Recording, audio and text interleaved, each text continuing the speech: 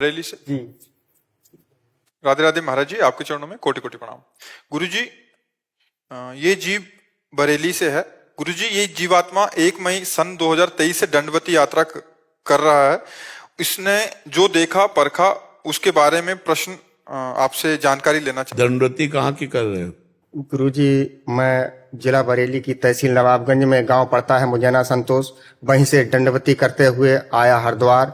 हरिद्वार पे चंडी देवी, मनसा देवी, नीलकंठ महादेव, धारी देवी, केदारनाथ, शिव विवाह स्थल, तुंगनाथ, बहुत सुंदर, धन्यवाद। हेमकुंड, गंगोत्री, यमुनोत्री, नैना देवी, चिंतपूर्णी, ज्वाला माता, बगलामुखी, ब्रजेश्वरी माता, चामुंडा, काठगढ़ महादेव, वैष्णो माता, माता भद्रकाली, ब्रह्म सरोवर, ज्योतिषर, गुगा मेड़ी, सालासर, जीड़ माता, खाटू श्याम, मेदीपुर बालाजी और गोवर्धन महाराज की परिक्रमा देते हुए मेरी वृंदावन की कल परसों परिक्रमा। अरे बहुत बड़ी बात है, बहुत कृपा है। आप जैसे संत समाज का ही यश और प्रताप है। मैं तो सुन हूँ, मेरे बस की बात नहीं है, करने करवाने वाली वो माँ है।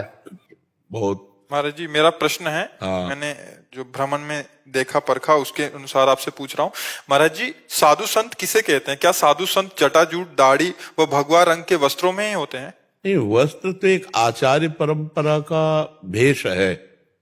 अगर आचार्य परंपरा का वेश हो और साधुता के लक्षण हो तब तो साधु है, और अगर अंदर साधुता के लक्षण न हो और आचार्य परंपरा का केवल वेश मात्र है तो पाखंड है, फिर उसे पाखंडी कहते हैं। कि मैं रास्ते में एक मंदिर मिला और वहां पर हम लोगों ने पूछा, महाराज यहाँ पड़ाव डाल लें, क्योंकि हम 6-7 किलोमीटर दंडवती कर। हाँ बिल्कुल बिल्कुल। तो बोले नहीं, ये साधु संतों के लिए, आप जैसों के लिए नहीं है, क्योंकि जब हम दंडवती लगाते हैं तो वस्त्र हमारे दूसरे होते हैं, क्योंकि हम भगवा रंग को बदनाम नहीं होने देंगे, हम गंदा नहीं करते हैं। हाँ बिल्कुल। इसमें ये ध्यान रखना है कि अगर आप दूसरों पर दोष दर्शन करेंगे तो आपका पुण्य क्षय हो जाएगा। आपने जो मेहनत की है वो फिर गड़बड़ हो जाएगा। आपको क्या करना, सहना है।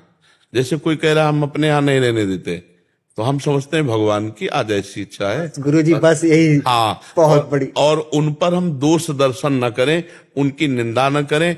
और हम उसकी अगर निंदा कर दी तो पर निंदा के किए थे आवत नहीं कछु हाथ, मूर्ख पर्वत पाप को ले चल अपने साथ। इतनी मेहनत करके तो पुण्य इकट्ठा कर रहे हो और 2 जबान हिलाने में उस नष्ट कर देंगे।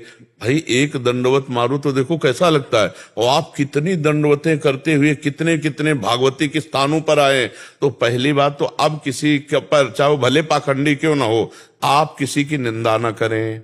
अगर आपको नहीं रहने दे रहा तो भगवान की इच्छा माने कि भगवान बड़ा अच्छा कर रहे, ये रहने लायक स्थान हमारे नहीं है, इसीलिए भगवान हमको यहाँ से भगा रहे। तो हम कहीं पेड़ के नीचे लेट जाते हैं, हम कहीं कहीं भी, और भगवान व्यवस्था करते हैं। आप पक्का समझना, क्योंकि अपने लोग भी जैसे जो जीवन व्यतीत हुआ ना, तो अगर एक जगह से भगाते हैं तो दूसरी जगह पवाते भी हैं, VIP स्थान देते हैं। हाँ, तो फिर भगवान का विधान मानना है, हमको निंदा नहीं करनी किसी की। एक जगह मना हुआ तो दूसरी जगह भगवान आदर दे के ऐसी जगह कि जहां सब खान पान की भी व्यवस्था, क्योंकि अपने लोग भ्रमण किए तो देखा है। तो इसलिए धैर्यवान साधु का लक्षण सबसे पहला है तितिक्षवः कारुणिकाः सुहृदा सर्वभूतानाम, जो सहनशील है। वो साधु है कि नहीं हमें नहीं देखना, हमें अपने को देखना है कि हम साधु हैं कि नहीं। क्या हमें कोई अपमानित करे, कोई तिरस्कार करे, कोई गाली दे और हम सह जाएं। उमा संत कै इहई बड़ाई, ओ मंद करत जो करे भला। जा रहे महाराज, जा रहे। दंडवत दंडवत दंड। हम कहीं पड़ रहेंगे, आप नाराज मत हो महाराज। ऐसे साधु का वचन, साधु की चेष्टा। अब दूसरे साधु हैं कि नहीं है, अगर हम ये देखने चलेंगे तो हम साधु नहीं बन पाएंगे, क्योंकि हमारे अंदर दोष दर्शन आ जाएगा। और दोष दर्शन आना साधुता में सबसे बड़ा दोष है। साधु वही है जो शम में भगवान का दर्शन करता है। साधु वही है जो काम विजयी है, जो क्रोध विजयी है, जो इंद्रिय विजेता है, जो मनोनिग्रही है। वही साधु है जो निरंतर भगवान में रत है। और तो सब पाखंड की लीला है। बिन विवेक वैराग्य भक्ति बिन सत्य नये को मानो, और भगवत विमुख कपट चतुराई सो पाखंड नहीं जानो। और जो भगवान के लिए प्राण त्यागने के लिए बाबा जी बनते हैं, उनको कोई कभी भी कहीं से भी फेल नहीं पाएगा, क्योंकि उन्होंने अपने प्राणों को भगवान, बिन विवेक वैराग्य भक्ति बिन सत्य नए को मानो, भगवत विमुख कपट चतुराई सो पाखंडे जानो।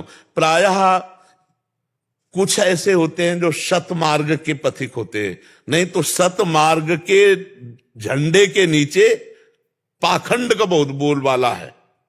पर हम आपको बताएं, साधु जो होगा भगवान का जन, वो ऐसे नहीं करेगा, ये नहीं कर सकता।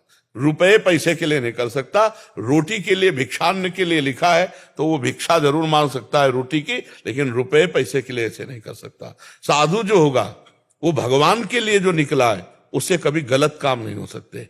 वो कभी किसी का अहित नहीं, साधु ते होए न कारज हानि, किसी का अहित नहीं कर सकता। साधु को भगवान से भी बढ़कर कहा गया। आप सोचो, भगवान से बढ़कर कहा गया। भगवान स्वयं कह रहे हैं, सातवीं भक्ति सबरी जिसे सातो सम मोहिमय जग देखा और मोते अधिक संत कर लेखा। तो आप विचार करो, क्या संतों में ऐसा नहीं?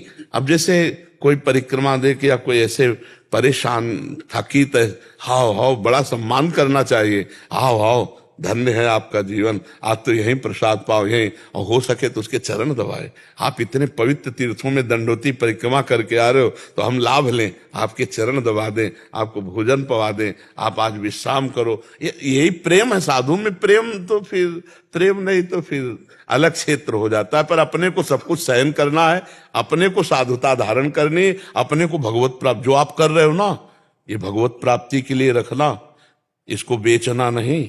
हाँ नहीं, एक चीज तो है, मैं गुरुजी 12 साल तक 4 धाम 12 ज्योतिर्लिंग 18 शक्तिपीठ अर्धनारीश्वर वैष्णो माता अमरनाथ मेदिपुर बालाजी मथुरा अयोध्या गोरखनाथ मंदिर और नेपाल के पशुपतिनाथ तक दंडवत लेट कर ही की जाऊंगा, और हर जगह मत्था टेक रहा हूं, मत्था पटक रहा हूं कि हे महाकाल महाआदि शक्ति, मेरे सनातन धर्म की रक्षा करो, और जो मानवता से दानवता की ओर मुड़ रहे हैं उन्हें सद्बुद्धि दो, और मेरी गौ माता की रक्षा करो। प्रभु मुझे कुछ ना चाहिए, कुछ ना चाहिए, मेरा शरीर का मुझे एक अंग मेरा ना रहे, लेकिन मैं अपने धर्म की रक्षा के लिए। बहुत सुंदर, बहुत सुंदर। हाँ, संतों का है ही है भगवान धर्म। जी मेरे 5-7 संकल्प हैं कि मैं पानी की घूंट नहीं मांग सकता, अन्न का दाना नहीं मांग सकता, 1 रुपया नहीं मांग सकता, 12 वर्ष तक गृहस्थी में नहीं जा सकता, ना लोहे पे बैठता हूं, ना लकड़ी पर, ना प्लास्टिक पे।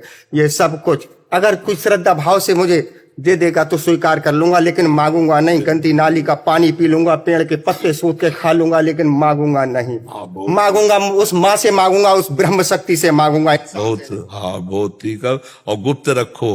अब देखो, जैसे हम पूछा तो भले बता दियो, नहीं अब किसी को अपनी तरफ से अगर तुम बताओगे कि मैं कहाँ कहाँ दंडवत करके आया हूं, तो उसके भी पुण्य क्षय होते हैं। अब गुप्त रखना, इसको ज्यादा प्रचार प्रसार में करोगे तो फिर इस लोग प्रभावित तो हो जाएंगे, पर वो पुण्य क्षय हो जाता है। अपने मुख से अपनी की हुई साधना को जब हम बार बार वर्णन करते हैं, तो उसका सुकृत और उसका तप जिन जिन्होंने सुना उसमें बट जाता है, क्षय हो जाता है। फिर हमारे अंदर संकल्प शक्ति कमजोर हो जाती है। इसलिए गुप्त भी रखना, और अपने आगामी संकल्प की पूर्ति के लिए बहुत धैर्यवान बने रहना। ठीक है, बहुत अच्छा लगा।